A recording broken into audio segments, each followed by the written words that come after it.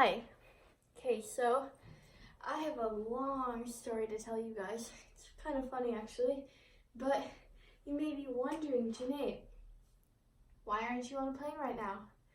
That's what I'm going to tell you. But don't worry, I'm just telling you in advance. This whole thing isn't exactly the saddest thing in the world. Like, don't worry, there's a positive end of it, just like everything in life, right? Yeah. So this whole story time started when I got to the airport. Yeah, when I got to the airport. So to go to Australia, just telling you guys in advance, you need a visa, right?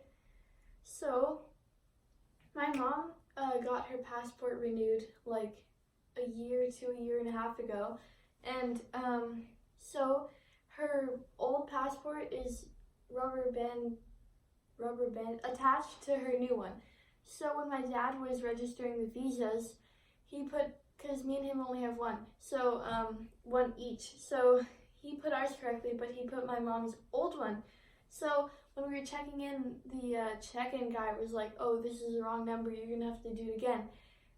Bearing in mind, guys, that this is 30 minutes till the flight leaves, not till it boards, but till it leaves. So we're all kind of, stressed. And my parents asked me, they're like, "Janae, can you redo this?" And I was like, "Okay, sure." And so we basically had to like create this whole new visa or whatever. And so I did that with the new passport number, and it was okay. And so that's not the end though. So we got it within like 20 minutes, and then the Australian visa people, we got a confirmation email.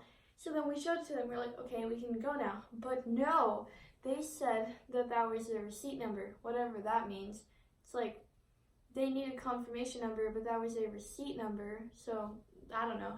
And so yeah, basically, so then we were like, "Well, what do we do now?" So then my mom was like, "I'll stay here and clarify this stuff." She's calling the people, and while the check-in guy was calling the people, then my dad and I were going to go through security and stuff like that.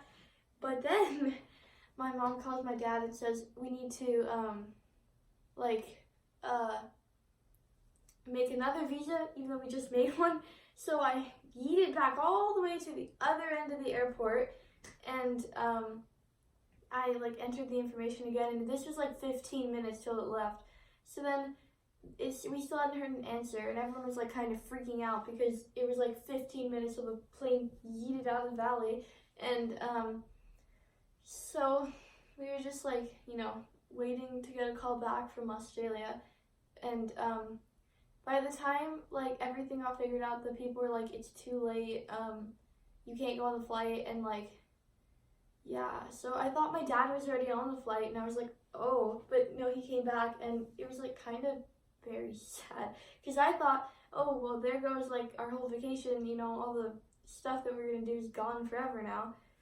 But my mom was like, so the flight from here to Houston, it left at like 7:05, yeah. So the flight from Houston to Sydney was supposed to leave at 10:45, yeah, 10:45.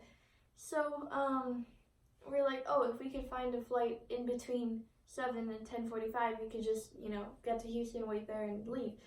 But literally called both airports, and there were no flights available, which is kind of shocking, because if you're from McAllen, then you know that like most of the flights are to Houston all the time, because like we don't have an international airport.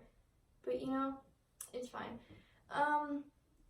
Like the Valley doesn't have very many airports if you're not from Texas. Yeah, I'm just saying. But so there were like no flights in McAllen, or no flights in Harlingen, no flights in Brownsville. My mom was on the phone to like the aviation people, and I was like, "Oh, so there goes our vacation." But because the flight to Sydney is 16 hours, then it's 15 hours ahead of here. So like they don't have flights to Sydney every day. And I was like, "Oh, when is the next one we're gonna get?" So my dad looked online. This is a good part. And tomorrow, like exactly tomorrow, they have a flight going from Houston, from here to Houston, and then from Houston to Sydney tomorrow. Good news is Today is Sunday. So we would get to Australia on Tuesday at like 8:30 a.m. So we didn't have anything planned to do on the day that we arrived. We were just gonna like chill and relax and stuff. And tomorrow, since it's Monday, we're gonna arrive in Australia at like 7 a.m. Which is good because the only thing we had planned for Wednesday was an afternoon tour. So that's good because if we get there at 7 a.m., we could just like rest, then go to the afternoon tour and nothing was really lost.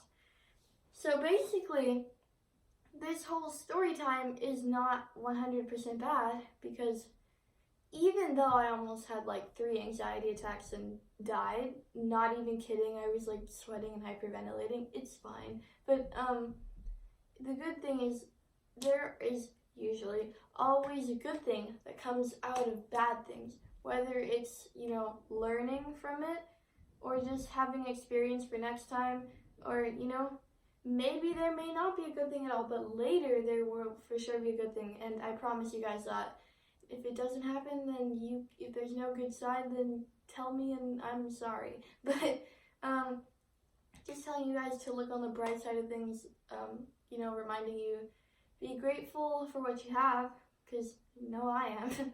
And just look on the bright side of things, because there's bad stuff that could happen, Just don't sweat the small stuff. And ironic that I'm saying that, right? The one with anxiety, but yeah.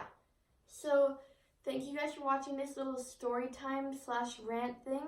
Make sure to like, subscribe, comment down below. And this time, I promise you guys, my travel vlog will be the next thing on YouTube you see. So see you guys later and peace.